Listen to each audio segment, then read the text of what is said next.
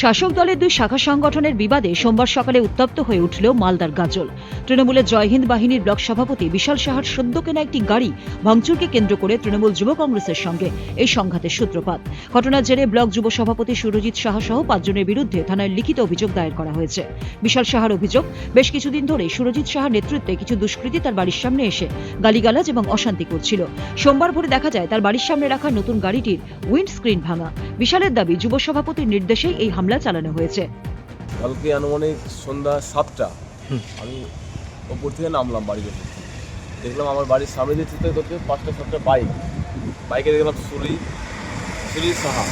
কে ও যুব সভাপতি আছে গাজল, আছে উত্তম দাস, আছে সন্তু দাস ওর ছেলে, আর বিশ্বজিৎ সাহা, আর আরেকজন ছিল সুজিত।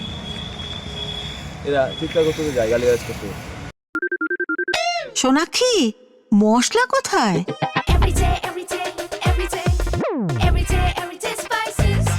এভরিডে মশলা, দেশের স্বাদ। রাত্রে ওটা আমি আর কিছু দেখলাম না, গ্রামের আশেপাশে সবাই দেখলো। অসুস্থ আমাকে বলছে কি হয়েছে, আর কিছু বুঝতে পারলাম না। সকালে 5টার সময় মা আমাকে ডেকে বলছে তো গাড়িটা ভাঙা তোর কিছু আসবে, গাড়িটা ভাঙা, এটা ভেঙেছে। হ্যাঁ, চুরি ইটটা পড়ে আছে এখানে, গাড়িটা ভাঙা। কি মনে হচ্ছে গাড়ি? এটা দুষ্কৃতীদের ইট দিয়ে মেরেছে আর কি। হ্যাঁ, যাই হোক, সঙ্গে পুলিশকে ফোন করলাম গাড়ি থানায়। অফিসার আসলেন, লিখবাবু, এখন অফিসার এসছেন দেখতে, যাদববাবু আমাদের। এ বিষয়ে কোনো লিখিত অভিযোগ? হ্যাঁ, করেছি থানায়। কোথায় অভিযোগ করেছো? থানায় লিখিত অভিযোগ করেছো? কে অভিযোগ করেছে? আমার ভাই। কি নাম? জলি সাহা। কি নাম বললেন আপনার? বিশাল সাহা। কি পদে আছেন? গাজল ব্লক জয়হিন্দ বাহিনী তৃণমূল কংগ্রেস। জয়হিন্দ বাহিনীর জেলা সভাপতি কৃষ্ণ দাস অবিলম্বে দোষীদের গ্রেপ্তারের দাবি জানিয়েছেন। অন্যথায় বৃহত্তর আন্দোলনের হুঁশিয়ারি দিয়েছেন তিনি। যে 2025-এ আমাদের জনপ্রিয় নেতা বাবলা সরকার খুন হয়েছিল, এবং আগামীকাল যদি বিশালরা বেরাতো, আমি যা শুনতে পেলাম ওদের কাছে অস্ত্রশস্ত্র ছিল, হয়তো ওদের কোনো একটা ক্ষতি করে দিত, মানে মেরেও দিত ওদের।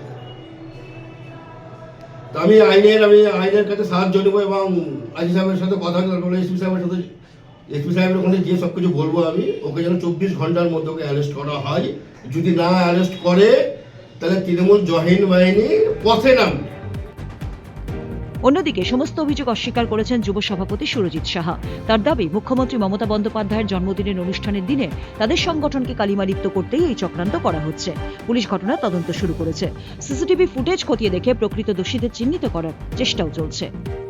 আমি বলবো যে আমাদের এই হাসপাতাল মোড় সংলগ্ন এলাকা থেকে টোটাল এরিয়াটাই কিন্তু আমাদের সিসি ক্যামেরায় মোড়া, এবং থানার পার্সোনাল নিজস্ব ক্যামেরা আছে, এবং যে অভিযোগ করছে তার বাড়ির ব্যক্তিগত ক্যামেরা আছে, পাশে বন্ধন ব্যাংক আছে, এবং আরও 2-4টা বাড়ি যাদের আছে তাদের কিন্তু যথেষ্ট পরিমাণে সিকিউরিটি মেনটেন করে ওইখানে বসবাস করে। তো নিশ্চয়ই আপনারাও বুঝতে পারছেন এটা একটা ভিত্তিহীন কমপ্লেন, এবং এরা একটা হেনস্থা করার জন্য এরকম একটা অভিযোগ করছে। হ্যাঁ, এবং হয়তো যুব তৃণমূল কংগ্রেস শক্তিশালী হয়ে উঠছে, যুব তৃণমূল কংগ্রেসকে কালিমালিপ্ত করার একটা প্রচেষ্টা কেউ চালাচ্ছে। গাজল থেকে পঙ্কজ ঘোষের সঙ্গে গৌতম দাসের রিপোর্ট, উত্তরবঙ্গ সংবাদ।